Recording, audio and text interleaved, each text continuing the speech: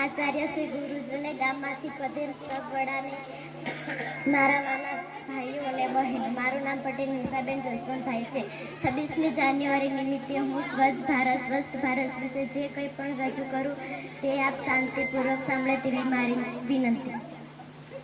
સ્વચ્છ ભારત સ્વસ્થ ભારત.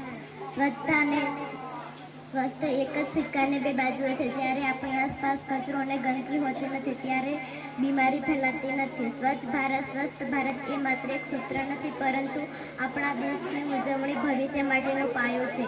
જ્યારે આપણી આસપાસનું વાતાવરણ સ્વચ્છ હોય ત્યારે જ આપણે બીમારીમાંથી મુક્ત રહી શકીએ છીએ. સ્વચ્છતા રાખવી એ આપણી વ્યક્તિગત જવાબદારી છે. ભારતને સ્વચ્છ બનાવવાની જવાબદારી માત્ર સરકારની નથી, દરેક નાગરિકની પણ છે. આપણે હંમેશા કચરો કચરાપેટીમાં નાખવો, પ્લાસ્ટિકનો ઉપયોગ ઓછો કરવો, જાહેરમાં થૂકવું નહીં, ભીનો સૂકો કચરો અલગ નાખવો. સ્વચ્છ હશે પર્યાવરણ તો સ્વસ્થ રહેશે જનજીવન. જ્યાં હશે સફાઈ ત્યાં જ મળશે સુખ અને શાંતિ. થાય આપણે આપણા ઘરને સ્વચ્છ રાખીએ છીએ તે જ દેશને સ્વચ્છ રાખવા માટે. જય હિન્દ, જય ભારત.